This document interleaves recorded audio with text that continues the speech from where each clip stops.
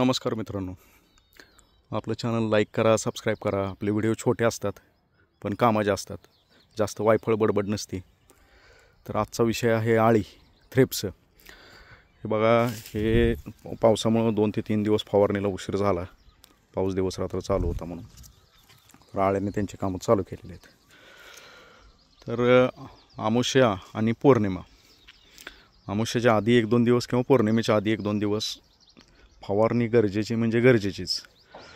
हे काय होतं, आता यातूनच आपल्याला फुटवे कोंब बाहेर पडून यालाच मोहर येणार आहे परत, आणि हेच नीट नसेल तर मग काहीच उपयोग नाही असं होतं.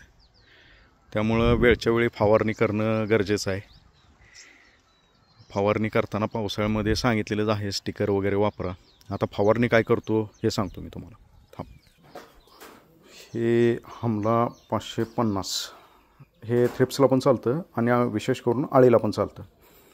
1 ml 1 लिटर पाण्याला 2 ml अशा पद्धतीने ह्याची फवारणी आहे.